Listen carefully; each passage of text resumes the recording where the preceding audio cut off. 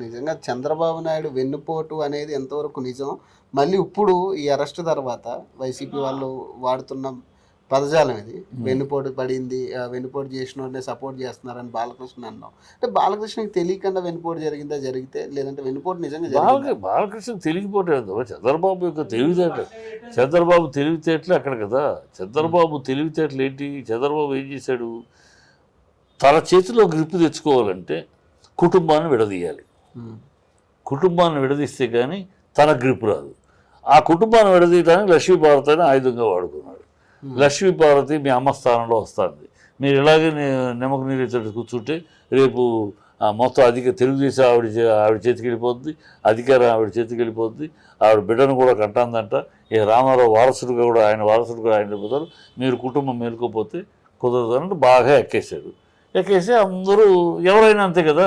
నా తల్లి స్థానంలో మరొకరిని చూడలేం కదా. ఏ బిడ్డ అయినా అంతే కదా. బాలయ్య అయినా నువ్వైనా నేనే ఏమన్నా నా తల్లి స్థానంలో ఒకటి ఆవేశం వస్తుంది. ఆ ఆవేశాన్ని గిల్లాడు. అది రెచ్చిపోయారు వాళ్ళు.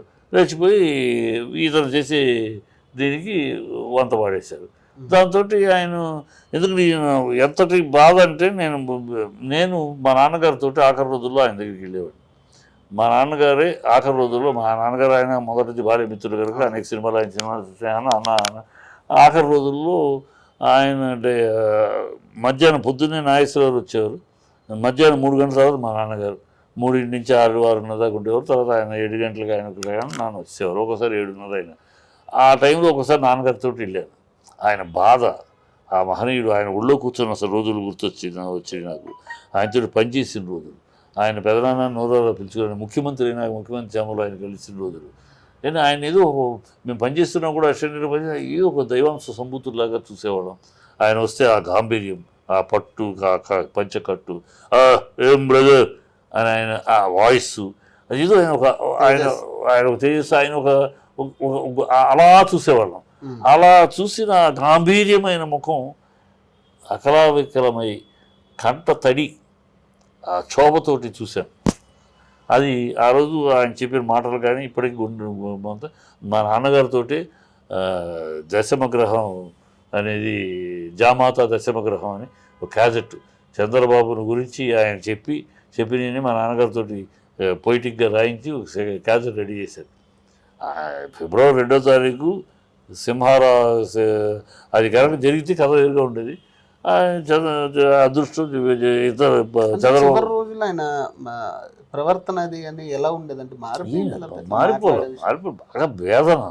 ఇప్పుడు దుర్యోధనుడు కనుక మొత్తం కోల్పోయినాక ఎంతటి మనోవేదన. ఒక రావణాసురుడు మొత్తం అందరినీ కోల్పోయినాక, తమ్ముడిని గిమ్ముడిని అందరినీ కోల్పోయినాక ఎంతటి, అలాంటి ఒక గంభీరమైన స్వరూపం, ఆ గంభీరమైన అన్నమాట వయసు అలా నీరు గారి నీరసంగా మాట్లాడుతుంటే అసలు అలా చూసి ఇలా చూడలేకపోయాం. అందువల్ల అది అసలు వర్ణించలేము. ఒక సింహం కంట తడి పెడితే ఎలా ఉంటుందో అది. కానీ అంటే అదే నందమూరి ఫ్యామిలీ ఇదంతా ఎందుకు ఎంకరేజ్ చేస్తున్నట్టు? ఇంకా మరి నిజంగా జరిగితే ఎంకరేజ్ చేయడం కాన్ఫర్ట్ సిచ్యువేషన్ అమ్మాయి ఇవాళ ఏం చేయగలరు వాళ్ళు? ఆ రోజు రామారావు గారికి నిలిచేశారు, వీళ్ళు ఏమి అడ్డుకోలేకపోయారు. మా అమ్మ స్థానంలో ఇంకోటి వస్తున్నారు కనుక ఆవేశపడిపోయారు. ఆవేశంలో రెచ్చగొట్టేసాడు చంద్రబాబు. పడిపోయారు. ఇవాళ ఏం చేస్తారు? ఇవాళ ఏం చేయగలరు వాళ్ళు? చంద్రబాబు నుంచి ఏం చేయలేదే. చంద్రబాబు అందుకని తన కొడుకుని ప్రమోట్ చేస్తున్నాడు. తన తర్వాత వారసుడు కొడుకని, వీళ్ళు ఎవరిని కాకుండా. బాలయ్యకి ఇంట్రెస్ట్ లేదు. బాలయ్యకి మనం ఇలా హ్యాపీగా మన కింగ్ లాగా ఉంటే చాలు, కింగ్ అవ్వక్కర్లేదు. ఇదే కంటిన్యూ. ఇప్పుడు ఈ దెబ్బకి 24 ఈ కేసులో కనుక బయటకు వచ్చాడా హీరో, రాలేదా తెలుగుదేశం 0. ఒక దశాబ్ద కాలానికి తెలుగుదేశానికి నౌకరు చెల్లినట్టే. ఎందుకంటే అప్పటికి బాలయ్య 70 ఏళ్ళు అయిపోద్ది. అప్పుడు జూనియర్ 50కి వస్తాడు. అప్పుడు మా తాత జెండా, మా తాత పార్టీని నిలబెట్టుకోవడం కోసం, బతికించుకోవడం కోసం ఎవరో మాట్లాడలేరు. అప్పుడు చంద్రబాబు ఎందుకు దూరంగా ఉండడం అనేది లోకేష్ కోసం అని. వీళ్ళు చంద్రబాబు లోకేష్ కోసం జూనియర్ ఎన్టీఆర్ దూరం చేస్తున్నాడు. జూనియర్ ఎన్టీఆర్ కూడా నాట్ వెరీ మచ్ ఇంట్రెస్టెడ్. దూరిపోవాలి, నాకు వద్దు, పిలిచినప్పుడు ఏదైనా అవసరం పిలిస్తే వెళ్తా పార్టీ కోసం. అంతవరకు మన భవిష్యత్తు ఉంది. మన ఇంకో 2 దశాబ్దాల కాలం తన హీరో ఉంది, హీరోగా. ఇంకా చివరకు కూడా ఉంటుంది. కానీ ఓ 2 దశాబ్దాల పాటు తన వృత్తి, సినిమా వృత్తి, ప్యాషన్ దీనికోసం వచ్చాను, దీంట్లో ఉన్నాను. ఎంతోమంది నిర్మాతలు నన్ను నమ్ముకుని డబ్బులు ఖర్చు పెట్టారు, వాళ్ళందరినీ డిస్పాయిట్ చేస్తూ నా వృత్తిని వదులుకొని నాది కానీ నా కప్ ఆఫ్ టీ కానీ రాజకీయాల్లోకి ఇప్పుడే రాను, నాకు అనుభవం కావాలి, వయసు రావాలి అని చాలా క్లియర్గా ఉన్నాడు ఆ పిల్లడు కనుక. Thank you sir, thank you so much.